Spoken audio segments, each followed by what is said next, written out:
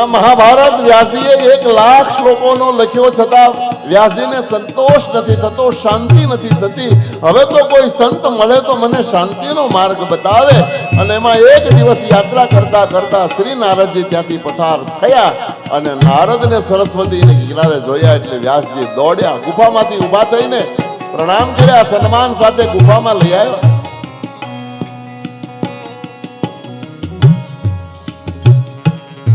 ઐતિહાસિક ઘટના છે આ. ઘટના ક્રાંતિકારી ઘટના છે. જરા કથામાં ધ્યાન આપજો.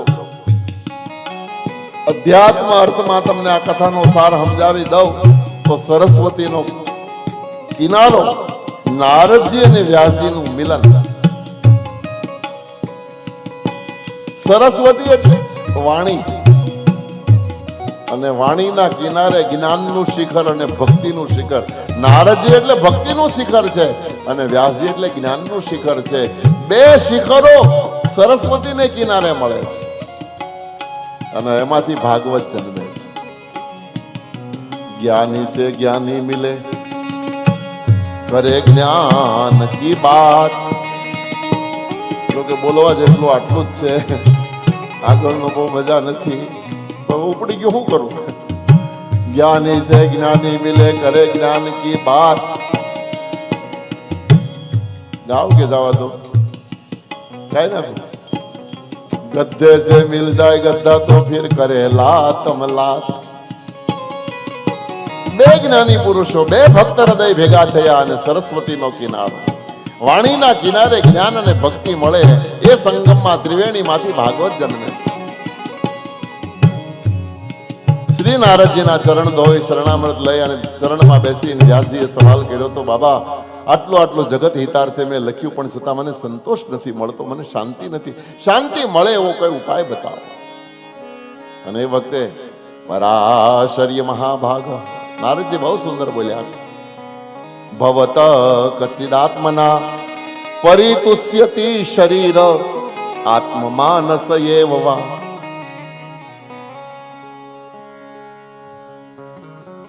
પ્રભુ વ્યાસજી, તમે આટલું બધું કર્યું એમાં કોઈ બહુ સારી વાત છે, પણ પ્રભુ તમે આ બધી જ કથાઓ જ્ઞાન પ્રધાન ચર્ચા લખી છે. જ્ઞાનની મોટી મોટી પરિભાષાઓ, જ્ઞાનની મોટી મોટી વ્યાખ્યાઓ, જ્ઞાનને ખૂબ તમે વખાણ્યું, જ્ઞાનને ખૂબ પીરસ્યું, પણ આમાં ક્યાંય ભક્તિનો છાંટો મને દેખાતો નથી.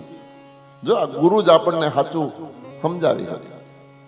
અહીંયા આગળ નારદ ગુરુ થયા છે વ્યાસજીના.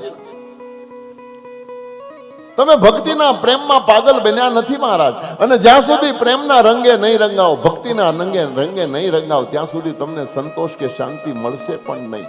અને આ બહુ સુંદર સિદ્ધાંત છે. આપણે જ્ઞાની ગમે તેટલા બનીએ, એકલું જ્ઞાન શુષ્ક છે. એમાં ભક્તિનું પાણી હોય તો જ કપડાં ધોવાય, તો જ આપણો મનનો મેલ જાય, નહીતર મેલ જાય નહીં. સમજાય એવી ભાષામાં. જ્ઞાન સાબુ છે, ભક્તિ પાણી છે. બહેનોને વધારે ખબર પડે. એકલો હાબુ કઈક આપણને આપણા કપડા ધોઈ ન શકે, ઉલટાના બગાડે. પણ જો એમાં પાણીની ડોલ મળી જાય તો ધોકાવી નાખે. બહેનો નીચોવી નાખે તમારે મેલને. બસ આ નારદજી આ મંત્ર આપે છે વ્યાસજી. એ વ્યાસજી, તમે હવે એવી કોઈ ચરિત્ર, એવી કોઈ કથા નિર્માણ કરો કે જેમાં તમારી આંખમાંથી આંસુ પડતા હોય, તમારી કલમ રોતી હોય, તમારા શબ્દો રોતા હોય, એવું કાંઈક નિર્માણ કરો. ભક્તિના રંગે તમારી કલમને રંગો. હું તમને મંત્ર આપું છું, આ મંત્રનો જપ કરજો, તમને પ્રાપ્ત થશે. અને અદ્ભુત મંત્ર આપ્યો છે નારદજીએ.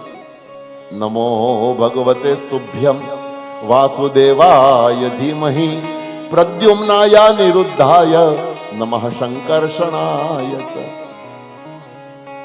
અને અમારા ભાગવતના મહાત્મા આવો ભાગવત ગાયત્રી કહે છે. અને આ મંત્રમાં એટલો બધો પ્રભાવ છે, એટલો બધો પ્રભાવ છે. મારા ને તમારા હૃદયમાંથી ભક્તિના સ્ત્રોત, ભક્તિના અંકુરો, ભક્તિના બીજ હૃદયમાંથી પ્રગટાવી દે એવો મંત્ર છે.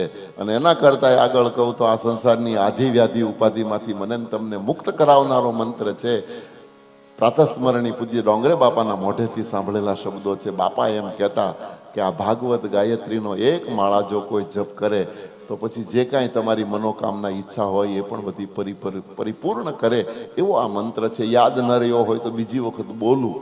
નમો ભગવતે સ્તુભ્યમ વાસુદેવાય ધીમહિ પ્રદ્યુમ્નાય નિરુદ્ધાય નમઃ શંકર્ષણાય ચ. ભાગવત ગાયત્રીનો ઉપદેશ નારદજીએ વ્યાસજીને કર્યો છે અને એક નાનું પોતાનું જ ચરિત્ર વ્યાસજીની આગળ અહીંયા આગળ નારદજીએ પેશ કર્યું છે.